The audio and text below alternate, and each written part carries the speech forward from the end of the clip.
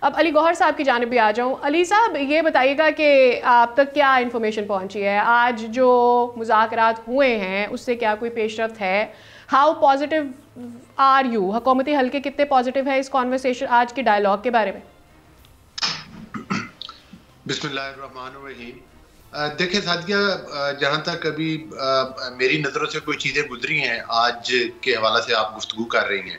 دیکھیں رانا ثناء اللہ صاحب نے ایک تو بات کی ہے کہ جو کیسز ہیں وہ آلریڈی عدالتوں کے اندر ہے, اور ظاہر ہے کہ جو کیسز عدالتوں کے اندر ہیں اور جن پر پروسیڈنگز جاری ہیں تو ان کے اوپر تو کوئی کمیشن بنایا ہی نہیں جا سکتا, لہذا کمیشن والی بات تو ختم ہوگی. اور دوسری بات یہ ہے کہ جو انہوں نے مطالبات پیش کیے وہ سیدھا سیدھا NRO ہے.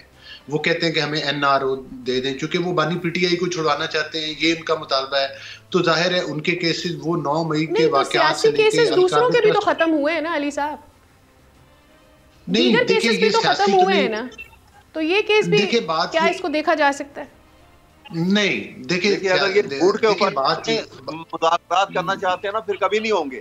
اگر ان کا یہ خیال ہے کہ بار بار NRO کی بات کرتے ہیں, عمران خان نے کبھی NRO کے لیے بات نہیں کی ہے, نہ اس کی طرف یہ ہمارے کبھی ایجنڈا پہ ہے, اور نہ ہوگی NRO کے اوپر. بار بار کہا ہے کہ وہ تو اس وقت تک جیل میں احمد اویس صاحب کو بتائیں کہ وہ اپنی باری پہ بات کریں.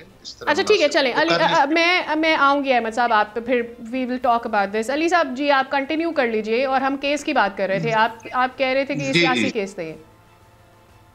دیکھیں پہلی بات تو یہ ہے کہ یہ مینرز کے خلاف ہے کہ ایک آدمی کو پورا ٹائم ملا ہے, اس نے اپنی بات کی, اور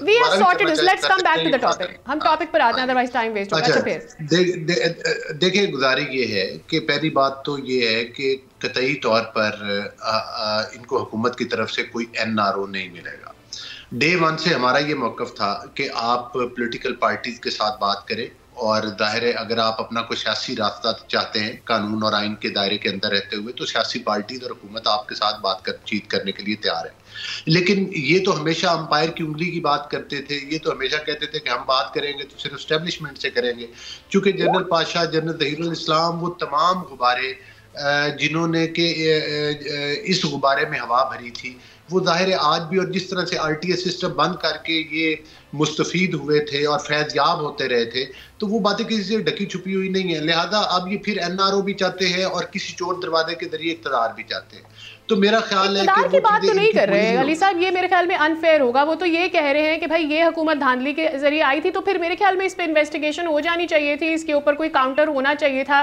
صرف PTI کی جانب سے نہیں, دیگر حلقوں کی جانب سے بھی یہ باتیں کی گئی. انٹرنیشنلی بھی کیا اس طرح کی خبریں نہیں چلی کہ جی یہ مطلب ریزلٹس دیر سے آئے, یا یہ ساری چیزیں تو ہوئی تھی نا. دیکھیں بات یہ ہے کہ اگر جہاں تک آپ دھاندلی کی بات کرتی ہیں تو وہ وہاں کے ایک آئینی اور قانونی فورم موجود ہے, اور وہاں پر یہ جا چکے ہیں, اور وہاں پر سارے کیسز انڈر ٹرائل ہیں. دوسری بات یہ ہے کہ جہاں تک آپ بات کرتی ہیں 9 مئی کے واقعات کی یا کوئی دیگر کرپشن کے واقعات کی, جس میں القادر ٹرسٹ کا کیس ہے, جس میں 9 مئی کے بے شمار واقعات ہیں, جہاں پر 26 تاریخ کو ان سے اسلحہ پکڑا گیا جب انہوں نے اسلام آباد کے کیپٹل کے اوپر دھاوا بولا, تو وہ کیسے سیاسی تو نہیں ہے. ہاں البتہ جس طرح سے آپ نے خود اپنے پروگرام میں کہا کہ جب ان سے لسٹ مانگی گئی تو یہ کوئی لسٹ نہیں دے سکے مصدقہ طریقے سے کون سے ہے, اس کا مطلب ہے کیس سیاسی نہیں ہے.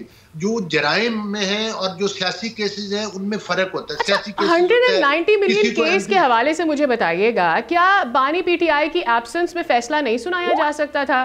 کیوں فیصلہ نہیں سنا دیا گیا؟ کیوں اس کو آگے کیا گیا؟ خود آپ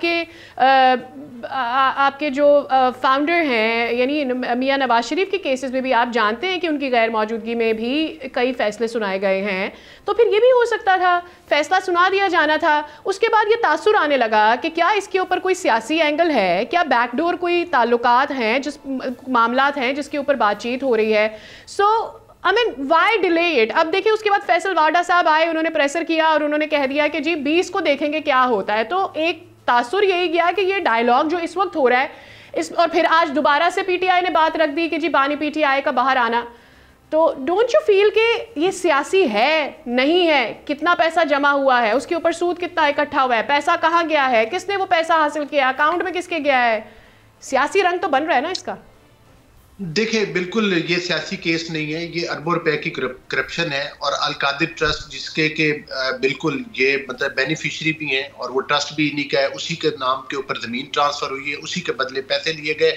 पैसे हुकूमत पाकिस्तान को जाने थे, लेकिन इन्होंने एक जो टाइकून थे प्रॉपर्टी के, उनके नाम के ऊपर एडजस्ट किया। हालांकि कतई तौर पर वो तो उनकी वो पैसा पाकिस्तान से करप्शन के जरिए और हुंडी के जरिए और उन तरीकों के नाजायज तरीकों के जरिए बाहर गया था और वो पाकिस्तान के अंदर आया है। जाहिर है कि उसके ऊपर अगर कोई प्रॉफिट लग चुका है, कुछ लग चुका है, तो वो हुकूमत पाकिस्तान का पैसा है। उसके बदले में ये किसी एक शख्सियत के लिए तो एडजस्ट नहीं कर सकते थे। और वो लिफाफा भी बंद था जो कैबिनेट के इजलास में लहराया गया था, वो तो ओपन एंड शट केस है, उसमें तो कोई दूसरी राय नहीं है। सब्सक्राइब करें और बेल दबाएं ताकि कोई खबर रह न जाए।